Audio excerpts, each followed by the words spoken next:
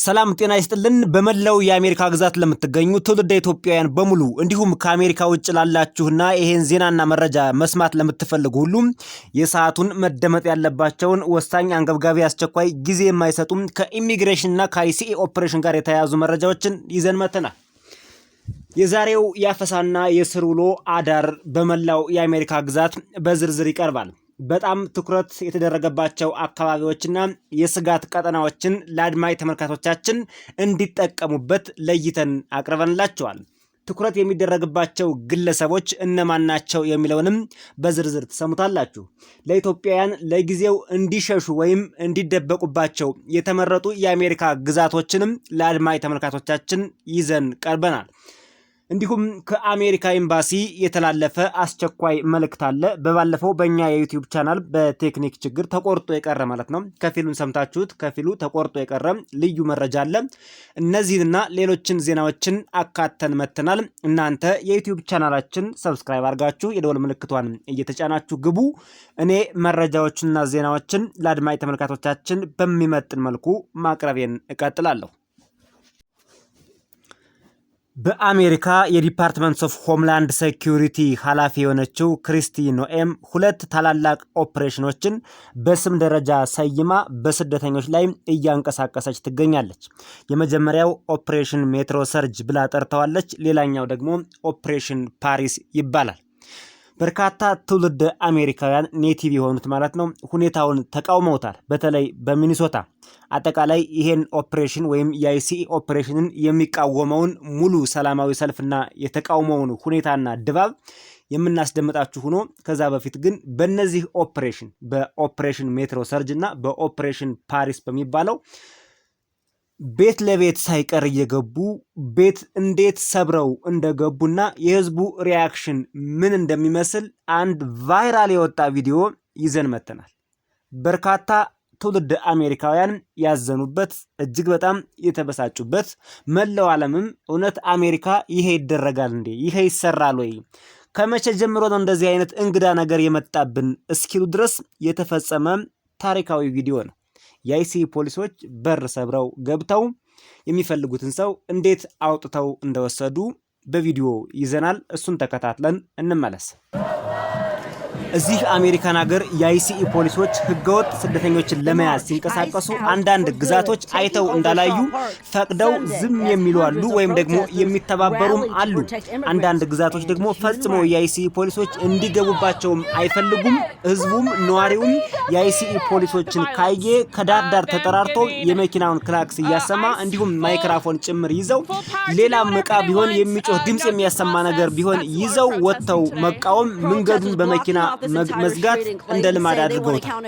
በተለይ የአይሲኤ ፖሊሶችን በከፍተኛ ሁኔታ ከሚቃወሙ ነዋሪዎች ወይም ደግሞ ስቴት መካከል ሚኒሶታ አንዷ ናት። እንግዲህ እዚህ ምስሉ ላይ እንደምትመለከቱት የአይሲኤ ፖሊሶች ቤት ሰብረው አንድን ሰው ለመያዝ ይሞክራሉ። ገና ሲመጡ ከየአሉበት ነዋሪዎቹ ተሰባስበው ለማስቆም ሲሞክሩ አይናቸው ላይ ስፕራይ ይረጩባቸዋል። ይሄ ስፕራይ የሚባለው በጣም የሚያቃጥል ነው። በነገራችን ላይ እጅግ በጣም የሚያንገበግብ ነው። ያተነፋፈስ ችግር ሁሉ ያመጣል። እንግዲህ በስፕራይ ነው ብዙዎቹን የሚያባረሯቸው። አሁን አስለቃሽ ጭስም መተኮስ ተጀምሯል። አሁን እዚህ ቪዲዮ ላይ የምንመለከተው ግን እነዚህ የአይሲኤ ፖሊሶች ቤት ሰብረው ሊገቡ ነው። ነገር ግን ነዋሪዎቹ ኔቲቭ የሆኑት እንደምትመለከቷቸው ነጮች ናቸው። ላለማስገባት ሲሞክሩ ተቃውሞ ሲያሰሙ በስፕራይ አባረሯቸው ማለት ነው። በከፍተኛ ሁኔታ ተጎርተዋል። እንደምትመለከቷቸው ውሃ ነው የሚሉት። ውሃ አድርጉልን፣ ውሃ ጨምሩልን፣ በፍጥነት ተቃጠልን፣ በጣም አቃጠለን እያሉ ነው እንደምትመለከቷቸው። ሌላኛዋ ደግሞ እንደዚህ የሚጮህ ምንድነው ቆርቆሮ ወይ ገራወይና ነገር እንበለው ይሄን ይዛ ደግሞ ትጮሃለች። ይችኛዋ ደግሞ እዚህ የምትመለከቷት ጌት አውት ኦፍ አይሲኤ ሂር ነው የሚሉት። ውጡልን፣ አንፈልጋችሁም፣ ውጡ ነው የሚሉት። በሚኒሶታ የአይሲኤ ፖሊሶችን የሚቀበል ማህበረሰብ ኦልሞስት የለም ማለት ይቻላል። ይሄ ሁሉ ባለበት እንደምትመለከቷቸው በጣም ነው የሚጮሁት። አንዳንዶቹ በበረዶ ይመቷቸዋል፣ ፖሊሶቹን ውጡ ይሏቸዋል፣ ፋክ ይሏቸዋል፣ አጸያፊ ነገር ሁሉ ይናገራሉ። በእርግጥ የፖሊሶቹ ትዕግስትም ጥሩ ነው የሚባል ነገር አለው። 100% ፖሊሶቹንም እንደው ክብራቸውን ማሳነስም አያስፈልግም። በዚህ ደረጃ በጣም እየተዋረዱም ግን ስራቸውን ይሰራሉ። የሚሰሩት ስራ ነው አሁን በህዝቡ ዘንድ ተቀባይነት ያጣው ማለት ነው። ተመልከቱ እንግዲህ እንደምትመለከቷቸው ይሄን ሁሉ አልፈው ይሄን ሁሉ ተቃውሞ ካለፉ በኋላ ቀጥታ እዚህ ቤት ውስጥ ነው እንግዲህ ግለሰቡን አውጥተው የሚወስዱት። መሳሪያቸውን አቀባብለዋል። ብዙ ናቸው። በሩ ተዘግቷል። ቁልፍ ነው በሩ። ከውስጥ ሰው አለ። እንደምትመለከቱት ይመታውና በጉልበት በሩን በርግዶ ይገባል ማለት ነው። በሩ ልክ እንደተከፈተ ያው ይጠራጠራሉ። ከውስጥ ተኩሰው ይመቱናል በሚል ስለሚፈሩ ሁሉም በሩ ከተከፈተ በኋላ ወደ ኋላ አሉ። ልክ አቀባብለው ነው የሚገቡት ማለት ነው። ይሄ አሜሪካ ምድር አልተለመደም። በጣም ያስፈራልም። ስትመለከቱትም ያስፈራል። ምንም የተለመደ ነገር አይደለም። የታጠቁ ኃይሎችን ለመያዝ ወይም የጦር ሜዳ ነው የሚመስለው እንጂ እንደው ህገወጥ ስደተኞችን ለመያዝ በዚህ ደረጃ አስፈላጊ አይደለም። ይሁንና ከዚህ ቤት ውስጥ ሁሉም ግር ብለው ይገባሉ። እንደምትመለከቷቸው እንግዲህ ትናንት በእኛ በሰራነው ቪዲዮም የፍርድ ቤት ትእዛዝ አምጡ በሏቸው ብለናል። እንደምትመለከቷቸው የፍርድ ቤት ትእዛዝ ብጠይቋቸው ምናምን አይሰሙም። ሰብረው ነው የሚገቡት። በር ሰብረው ነው የገቡት ማለት ነው። ምንም ማድረግ አይቻልም። ያያቸዋቸው ነው። ሰብረው ገቡ። እንግዲህ እዚህ ቤት ውስጥ በርካታ ሰዎችን አግኝተዋል። የቤቱን አባወራ ወንዱን ብቻ መርጠው ይዘው ወጡ ማለት ነው። እንግዲህ አንዷ የቤተሰብ አባል ታስሮ የሄደው ግለሰብ ባለቤቱ ናት። ዶክመንት ይዛለች። ህጋዊ የሆነ ዶክመንት ነው እያለች ነው፣ እያለቀሰች ነው እንደምትመለከቷት። ከዚህ መሃል የቤተሰቡን አባወራ ነጥለው በር ሰብረው በአስቸጋሪ ሁኔታ አስረው ወስደዋል ማለት ነው። ይሄ ነው አሁን አሜሪካን ሀገር እየተደረገ ያለው። ይሄ በአሜሪካን ሀገር ታይቶ ተሰምቶ አይታወቅም። አሁን የመጣ አዲስ ክስተት ነው። በርካቶች ይቃወሙታል። ትክክል አይደለም ነው የሚሉት። በተለይ ሚኒሶታ እነዚህን የአይሲ ፖሊሶች ፈጽሞ ማየት አይፈልጉም። በተለይ ደግሞ የ37 ዓመቷን እናት ተኩሰው ከገደሉ በኋላ በጣም ነው የጠሏቸው። ሁኔታው እጅግ በጣም ተቀይሯል። ፖሊሶቹም እንደምትመለከቷቸው ሙሉ ፊታቸውን ሸፍነው ነው የሚንቀሳቀሱት። ማንነታቸውም አይታወቅም። ከየትም እንደመጡም ጭምር የማይታወቁ ናቸው ነው የሚባለው። ስለዚህ በነዋሪው መካከልና በፖሊሶቹ መካከል ከፍተኛ ፍጥጫ አለ ብቻ ሳይሆን ትረስት እያደረጉት አይደለም የትራምፕን መንግስት ማለት ነው። ሌሎችም ቪዲዮዎች አሉን። ቪዲዮዎቻችሁን ገና አላለቁም። ብዙ ቪዲዮ ነው የምናሳያችሁ። ከዚሁ ጋር ተያይዞ እንግዲህ አጠቃላይ በአብዛኛዎቹ የአሜሪካ ግዛት ሰላማዊ ሰልፍ ወጥተዋል። ትናንት እሁድ ዕለት ነው የተወጣው አብዛኛው ሰላማዊ ሰልፍ። እዚህ ሚኒሶታ ላይ ያለውን ሰላማዊ ሰልፍ ደግሞ ይሄን የሚቃወሙ አጠቃላይ ከዚህ በፊት የ37 ዓመቷን እናት የተገደለችውን ከ3 ቀን ወይ ከ4 ቀን በፊት ማለት ነው እሱንና ይሄንን አጠቃላይ የአይሲ ኦፕሬሽንን ተከትሎ የነበረውን የሰላማዊ ሰልፍ ድባብ እንመልከተውና ደግሞ እንመለሳለን።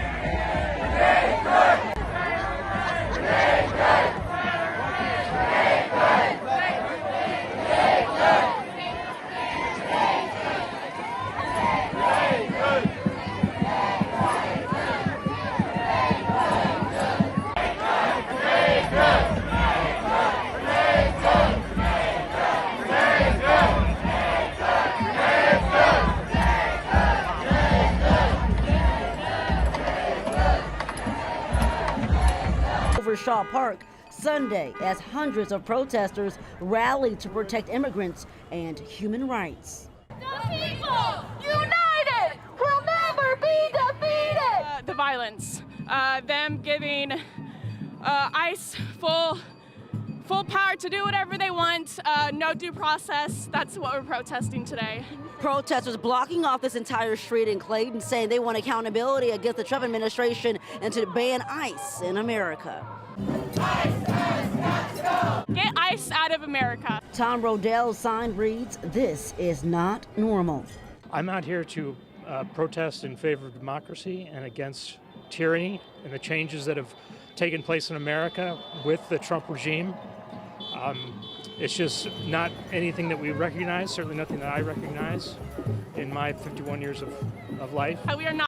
ይህ ሁሉ ሰላማዊ ሰልፍ እየተወጣ ህዝቡ የአይሲዩ ፖሊሶችን እየተቃወመ በዚህ ደረጃ እንዳይገቡ እየተባለ ተወላጆቹ እዚሁ ነጮቹ በራሱ ምንም አልደገፉትም። የአይሲዩ ፖሊስ ኦፕሬሽንን ምንም በጭራሽ ሊፈልጉት አልቻሉም፣ አይፈልጉትም። በዚህ ሁኔታ እንግዲህ ክሪስቲ ኖኤም ምን ብትል ጥሩ ነው? እንደውም ተጨማሪ 100 የሚሆኑ የአይሲዩ ኤጀንቶችን ትናንት እሁድ ዕለት ማለት ነው ከሰዓት በኋላ በሚኒሶታ ተጨማሪ ኃይል አስገብታለች። ይባስ ብላ ማለት ነው። የመንግስት አቋም የነ ክሪስቲ ኖኤም አቋም አይሲኢ ከሚኒሶታ ሊወጣ ይቅርና ተጨማሪ ግዙፍ ኃይል እየገባ ነው ያለው ማለት ነው። ስለዚህ ህዝቡም ተፋጧል። ክሪስቲ ኖኤም በየጊዜው እየጨመረች ነው። ትራምፕም ኃይል ይጨመር እያለ ነው። ተጨማሪ ደመወዝ፣ ተጨማሪ ቅጥርም እያስፋፋ ነው። ተጨማሪ በጀትም ይዟል። ህዝቡም አንፈልግም እያለ ነው። ሌላኛው ቪዲዮ አንድ የሶማሌ ተወላጅ የሆነ በሚኒሶታ ድንገት ነዳጅ እየቀዳ ባለበት የአይሲዩ ፖሊሶች ይይዙታል። በአይሲዩ ፖሊሶችና በሶማሌ ተወላጅ መካከል አጭር የሆነች ቃለ መጠይቅ ይደረጋል። ዓለምን በሙሉ ያነጋገረ መላው አሜሪካውያን ሁሉ ያነጋገረ ቫይራል የወጣ ቪዲዮ ሆኖ ተገኝቷል። ይህ ቪዲዮ ከዚህ በፊት የቀረበው ይሄ የሶማሌ ተወላጁ የራሱን ስልክ ይዞ እየቀረጸ የአይሲዩ ፖሊሶችን ሲያፋጥጣቸው የነበረው ቪዲዮ ጋር ይለያያል። ሌላ ነው፣ ያኛው ሌላ ነው፣ ይሄኛው ሌላ ቪዲዮ ነው። እስኪ ቪዲዮዋን አይተናት እንመለስ። Let me see your documents. You have to border patrol. What do you mean? I don't have to show you. How do I know you're a U.S. citizen? It can go 2 ways. I can take you inside.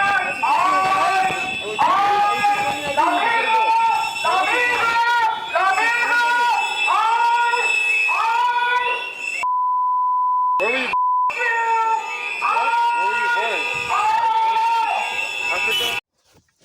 ቪዲዮ እንደሰማችሁት ከጀርባ ያለው ድምጽ እጅግ በጣም የሚረብሽ ድምጽ ነበር የነበረው። በጥራትም ድምጻቸው አልተሰማንም። እንደዚህ ነው እንግዲህ የአይሲዩ ፖሊሶች ሲመጡ አሜሪካን ሀገር የሚፈጠረው ይሄ ነው። በተለይ የአይሲዩ ፖሊሶች እንዲገቡ የማይፈቅዱ ግዛቶች አካባቢ የሚፈጠረው ሁከት ይሄን የመሰለ ነው።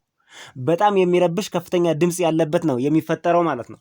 እና እንግዲህ ምንድነው እንደ ቫይራል ሆኖ የወጣው በመላው ዓለምና አሜሪካውያን ዘንድ መነጋገሪያ የሆነው ሲጠይቀው ሰምታችኋል። እንደሰማነው እኛም እንግዲህ ምንድነው ከየት ነው የመጣኸው ሲለው ከሶማሌ ነኝ ለማለት ይፈራል። ምክንያቱም ሶማሌ ታርጌትድ መሆኗን ስለሚያውቅ ከሶማሌ ነኝ የሚለውን ፈራና በጥቅሉ ከአፍሪካ ነኝ ይለዋል።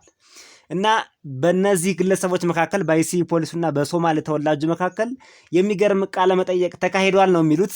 ድምፁ አይሰማም፣ እኛ አልሰማነውም። ግን እንደ ቫይራል ሆኖ የወጣው ነገር ይሄ ነው። ሲጠይቀው በመጀመሪያ የአይሲዩ ፖሊሲ ዜጋ ነህ ወይስ የተፈጥሮ ዜጋ የሆንክ ብሎ ይጠይቀዋል። ይህ ማለት ምን ማለት መሰላችሁ? ዜጋ ማለት የፕሮሰስ አልፈን ግሪን ካርድ ካለፍን በኋላ የምናገኘው ሲቲዝንሺፕ በናቹራላይዜሽን ማለት ነው። ዜጋ ደግሞ ኔቲቭ ሆኖ እዚሁ የተወለደ ነው። እሱን ይጠይቀዋል። የሶማሌ ተወላጁ ምን ብሎ ቢመልስለት ጥሩ ነው? አንተ ግን ኤስኤስ ነህ ወይስ ጌስታፖ ነህ? በጥያቄው ላይ ጥያቄ ጠየቀው ማለት ነው። እንግዲህ ኤስኤስ እና ጌስታፖ የሚባለው በጣም የሚገርም የጀርመኑ ናዚ አዶልፍ ሂትለር ሲጠቀምባቸው የነበሩ አፋኝ፣ አደገኛ፣ ጨካኝ፣ ክፉ የሆኑ ወታደሮች ናቸው። ስለዚህ አንተ ፊትክን ተሸፍነሃል ጭምብል፣ ስለዚህ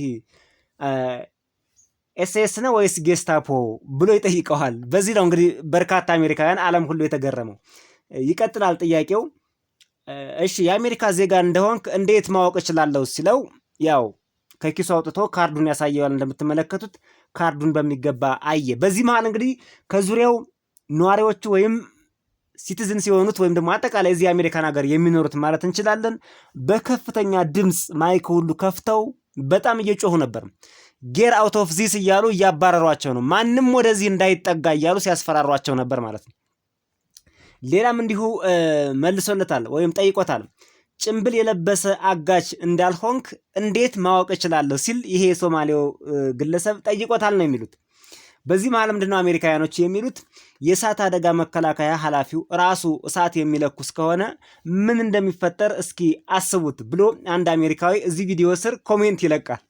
እንዳለ ቫይራል ነው የወጣው ማለት ነው። ሁሉም ብጥብጥ ይነሳል፣ እሳቱ ይቀጣጠላል። መልእክቱ ምንድነው? ባጭሩ የአይሲኢ ፖሊስ በራሱ ሰላም አስከብራለሁ ብሎ ሰላም እያደፈረሰ እንደሚገኝ ራሱም ካለባበሱ ጀምሮ ከእንቅስቃሴያቸውም ጀምሮ ራሳቸው አሸባሪዎች እንደሆኑ ነው ጠቅለል ያለው መልእክት በዚህ ቪዲዮ የታየው ማለት ነው።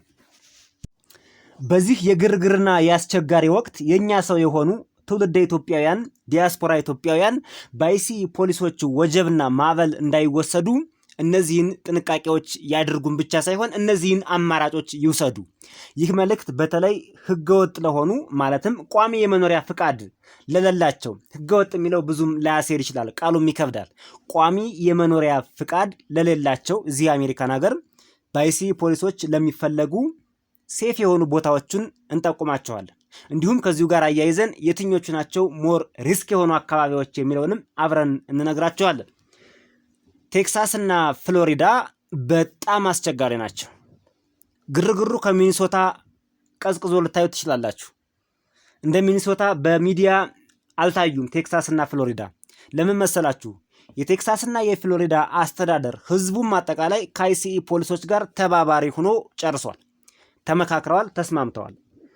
እያዩ እንዳላዩ ሆነው ነው የሚያልፉት፣ ወይም ኒውትራል ሆነዋል፣ ወይም ደግሞ የአይሲኢ ፖሊሶችን ሰፖርት ያደርጋሉ። አንድም ለተቃውሞ የሚወጣ ህዝብ የለም።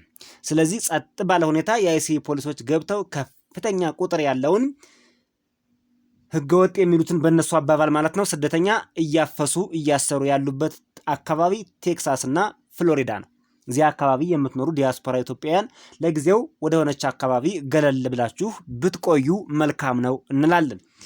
በጣም ጥሩ የሆኑ ለጊዜው አሁን ባለው ሁኔታ ሴፍ የሆኑ አካባቢዎች ደግሞ ካሊፎርኒያ አካባቢ በጣም ጥሩ ነው። የአይሲኢ እንቅስቃሴዎች ብዙ አይታይም። ሚኒሶታ ጥሩ ነው ተብሎ ተወስዷል። በሚዲያ ግርግሩን ብታዩትም ህዝቡና የሚኒሶታ አስተዳደር የአይሲኢ ፖሊሶችን ሰፖርት አያደርጉም።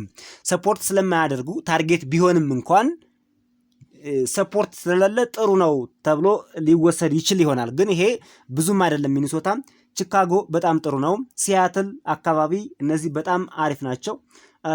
ይሄ ፖርትላንድ ምናምን የሚባሉ አካባቢዎች እነዚህ አካባቢዎች የተሻሉ ስለሆኑ ወደዚህ አካባቢ ዘወር ብላችሁ ብትቆዩ። በተለይ ካሊፎርኒያ ቆንጆ ስራ አለ።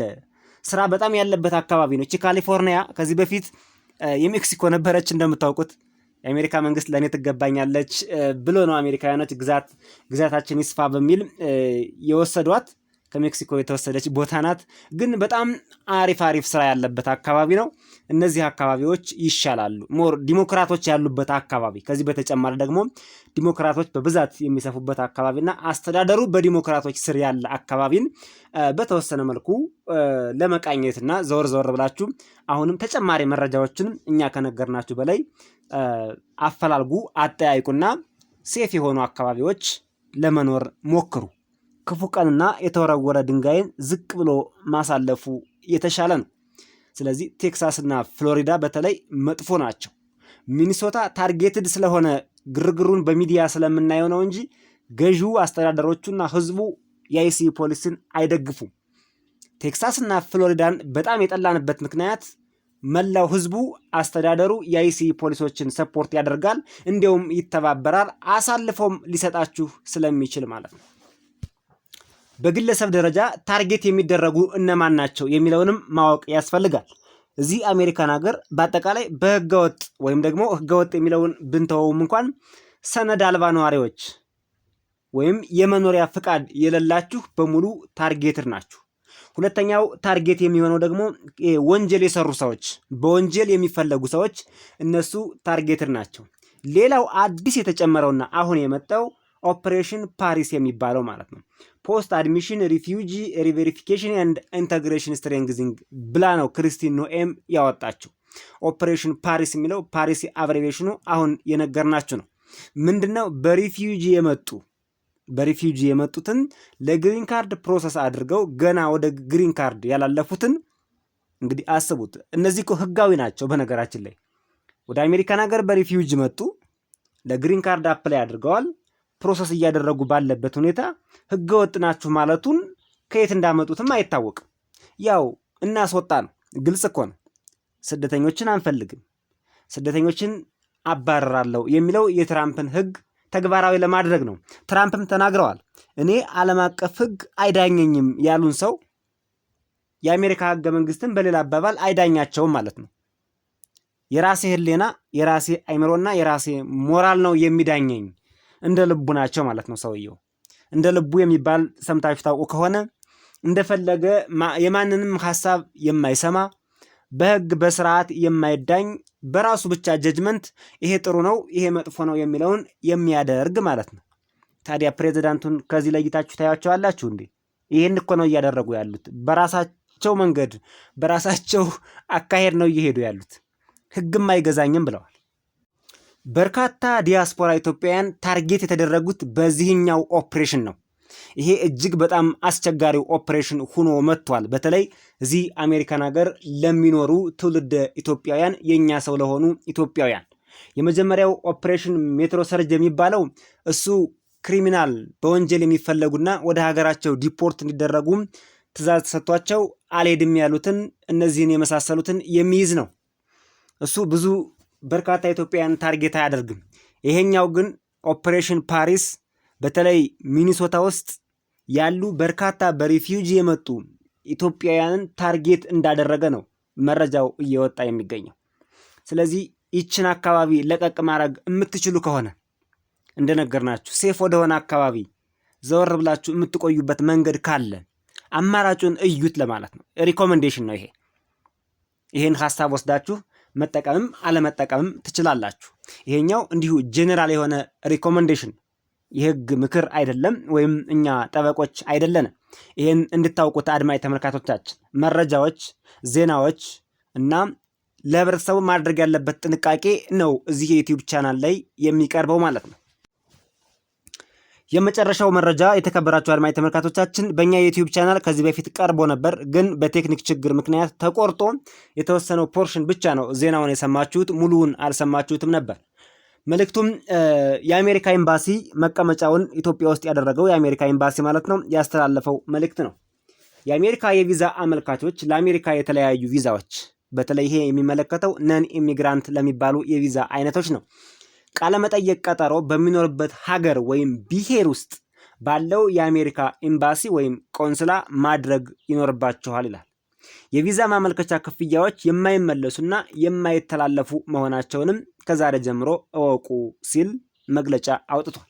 የዚህ ዜና ጠቅላላ ጭብጥ ሐሳቡና ፍሬ ሐሳቡ ምንድነው የሚለውን ስንመለከት አንድ ሰው ዱባይ እየኖረ ወይ ጀርመን እየኖረ ወይም ደግሞ ዩኬ እየኖረ ወይም ደግሞ የተለያዩ የአውሮፓ ሀገራት እየኖረ ወይም የተለያዩ የአፍሪካ ሀገራት እየኖረ ወደ አሜሪካ መሄድ ቢፈልግ የቪዛ ፕሮሰሱን የቪዛ ቀጠሮውን ማድረግ ያለበት መቀመጫውን አዲስ አበባ ባደረገው የአሜሪካ ኤምባሲ ሳይሆን እሱ በሚኖርበት ሀገር ባለው የአሜሪካ ኤምባሲ እንደሆነ በግልጽ ተቀምጧል። ይህን ዜናና መረጃ ከሰማችሁበት ጊዜና ሰዓት ጀምሮ ጉልበታችሁን፣ ገንዘባችሁንና ጊዜያችሁን እንደምትቆጥቡም እርግጠኛ ነን። ምክንያቱም ይህን ዜናና መረጃ ካልሰማችሁ ወደ አሜሪካን ሀገር መሄድ የምትፈልጉ በሙሉ መቀመጫውን አዲስ አበባ ያደረገውን የአሜሪካን ኤምባሲ እንጠቀማለን ብላችሁ ከዱባይ ከተለያዩ የአውሮፓ ሀገሮች ልትመጡ ስለምትችሉ ይህ ከፍተኛ ኪሳራም እንዳይደርስባችሁ ይጠብቃችኋል ለማለት ነው። ሌላው ለኤች1ቢ እና ለቤተሰቦቻቸው ኤፍኤም ወይም ጄ የተለያዩ ቪዛዎች አመልካቾች የማህበራዊ ሚዲያ መለያዎቻቸውን በሙሉ ግልጽ አድርገው ወደ ፐብሊክ ቀይረው መቀመጫውን አዲስ አበባ ባደረገው የአሜሪካ ኤምባሲ ፊት እንዲቀርቡ ተብሏል። ስለዚህ ለቪዛ ስትሄዱ ኢትዮጵያ ውስጥ ያላችሁ አሜሪካን ሀገር ለመምጣት የምትፈልጉ በሙሉ በኤች1ቢ ቪዛ የምትመጡ ከሆነና በእናንተ ውስጥ ያሉ ቤተሰቦቻችሁን ኤፍኤምጄ የሚባሉ ልጆቻችሁን ወይም ባለቤታችሁን አብራችሁ ማምጣት ትችላላችሁ ወደ አሜሪካ። የሶሻል ሚዲያችሁን በሙሉ ፐብሊክ አድርጋችሁ ነው ወደ ኤምባሲው ለቪዛ ቀጠሮ የምትቀርቡት ሲል አንድ ማስታወቂያ አውጥቷል። ሌላው የአሜሪካ የውጭ ጉዳይ መስሪያ ቤት እንዳሳወቀው ይልና የዲቪ የተለያዩ የቪዛ አይነቶች አመልካቾች ሁሉም ቪዛ መስጠት ታግደዋል ይላል። ይሄ ለማለት የተፈለገው ምንድነው? ዲቪ 2026 አሸናፊ የሆናችሁ ከኛ የዩቲዩብ ቻናልም ከዚህ በፊት አንድ ዜና ሰርተንላችኋል። ዲቪ 2026 አሸናፊ የሆናችሁ ወይም አጠቃላይ የዲቪ ቪዛ የምትጠባበቁ ማለት እንችላለን። ለጊዜው አመልካቾችን ሁሉንም ቪዛ መስጠት አግዷል ነው የሚለው። ስለዚህ እስከሚለቀቅ እስከሚፈቀድ በትዕግስት ጠብቁ። የዛሬው ዜናና መረጃችን ከዚህ ላይ ተጠናቋል። በሌሎች ዜናዎች ቪዲዮዎችና መረጃዎች እስከምንገናኝ በያላችሁበት ሰላም ቆዩን።